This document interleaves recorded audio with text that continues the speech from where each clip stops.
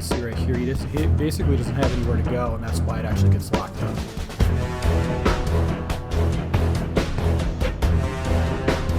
Hey YouTube, this is Prometheus once again, guys. Thank you for your support.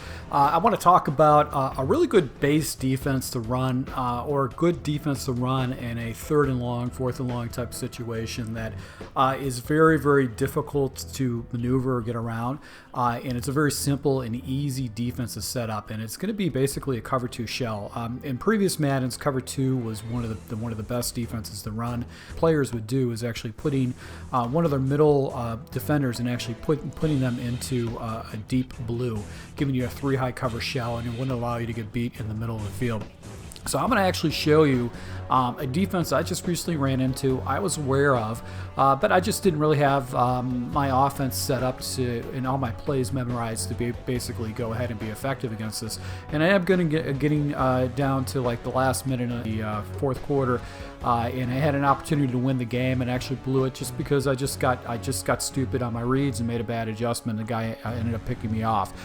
So let me go ahead and show you on how simple it is to set this defense up. It's going to be a cover 2 coverage, but let me just show you what the adjustments are. Now, one of the first things you want to do is you want to baseline. You want to make sure that you don't have your guys switching around a lot. So if you baseline, that's going to be very good. I usually like to go ahead and play ball just to give myself a chance to intercept. And on option defense, I always go conservative. But when we get down here, I want to show you basically the drop zones that we're going to take a look at. We're going to take a look at the zone drops for the flats and the zone drops for the curl flats. Now the flats, we're going to go ahead and put these either at 25, 20, 15, 20. I'm going to split the difference and go with 20. Zone drops, you're going to use either 10 or 5. And if you got a guy that's actually been really aggressive and he's attacking the flats a lot, you can actually go ahead and adjust this to 0. But between 5 and 10, 10 is probably the best way to run this. So if you just start a game and you're going to run this defense and just see what happens with your opponent, I would say probably go with the flat drops at 20. And the curl flats, at basically 10. So let's just go into the concept. I'm going to go ahead and use the Tampa 2 defense, and in particular, I'm going to go ahead and use it out of the 34 defense, which is going to be the 34 odd. So let's just go ahead and use a Tampa 2 right here. Now I'm going to use this against random shotgun plays, and it's really simple to set this defense up. Basically, what you're going to do is you're going to take your middle linebacker. You're actually going to go ahead and take him and put him in a deep third like this, and then you're going to take your outside linebackers and put them into curl flats like this. And then the final thing is that if you want to get better control of your user, you want to blitz them. And a lot of times what happens is this really frustrates and locks people up.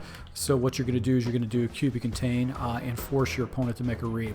Now my responsibility is to play the middle of the field and take away my opponent's reads. But I want to show you why this defense is so effective, because essentially what it does is it funnels people back to you as a user. Your responsibility as a user is just to basically play the seams, just play basically where these little hash marks are at, or that's going to be the area that you're going to do, and you're going to use this area right here is where you're going to use her, and all you're going to do is you're going to wait for someone to fall into your route. So basically, this is be a route that you'd be concerned about. This route would be something you'd be concerned about too. But what this does is it takes away any other routes on the sidelines. So if a guy likes to throw corner routes or flat routes or out routes, that's going to be taken away. And if your opponent actually tries to hit you up top, you've got safeties over the top. Your middle linebacker is going to be dropping into a deep third. So there's going to be essentially people protecting the sidelines, protecting the flats, and then you've got deep third, forcing everything back into the middle. And if you're forcing your opponent to throw towards your user, that's going to give you more chances of getting interceptions and more coverage sacks because you're taking away his reads. So once again, we've got this set up. And all we're really doing is we're looking to see what's going to happen. And if my opponent's checking down to a running back that I have to take away, that's going to basically put me in the driver's seat. So a lot of players online, they'll use plays like this where they have a sail concept. You can see this particular route is just bagged. If he does catch it, he's going to take basically a tackle right away. If he tries to go ahead and pop this route, you've got a defender here and you got a guy over the top. On the back side, you've got this guy that's actually playing this route right here, taking away. And this corner route right here is actually going right into his zone too, so he's got nowhere to go with it. So he's going to have to take his check down with a running back. And if I'm actually going ahead and taking someone out on check downs, I'm going to be putting him in a situation where I'm going to be winning. So it's fairly easy to set this up. It's 3 quick adjustments, and you're just going to, the challenge that you have is actually using basically your middle linebacker to go ahead and take away his reads underneath. But you can see right here, he's going to have to pick a high-low. And trust me, if he's actually going with basically these little routes underneath, he's not going to be happy. And if you anticipate your opponent's going to roll out, you can always just use a cube contain is one of those things. And you can see right here, he basically doesn't have anywhere to go, and that's why it actually gets locked up. Now, obviously using the 34 is going to put you in a situation where you're going to be using a slower player in a linebacker position. But you can always go ahead and use a nickel formation and actually go ahead and use one of your nickel backs and set up the same play. So let's just go ahead and find a Tampa 2 and watch how we can make these adjustments. So now basically what I'm going to do is I'm going to go ahead and utilize this corner right here. And this is going to essentially give me an opportunity to run the same defense, but now I've got a guy that's got a lot faster reactions, and that's probably going to freeze my opponent. So here you go. You got the defense set up. And you can see he actually goes down. And even though his wide receiver actually made a play, so his running back wide receiver made a play against this one defender, he whiffed it. I've also got backup right here to go and tackle it. So even though I whiffed this tackle basically for a 1-yard loss, I have a defender over here to go and clean up that missed tackle and only giving up a few yards. So this is really, really easy to set up.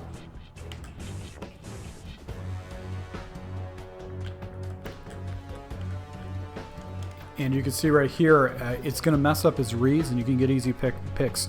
So this is a good defense to go ahead and jump into. I've struggled with it. It's, you know, if you don't have ways to go ahead and stop this, you know, if you don't have plays to stop this type of shell, you definitely need to start labbing that. And that was one of the reasons why I struggled against the guy and I ended up taking an L, is because I made mistakes. He just patiently stayed in the shell and took away my initial reads and waited for his defensive line to get block shit. So this is a good defense to jump into. I can attest to it. I struggle against it, so everybody else does.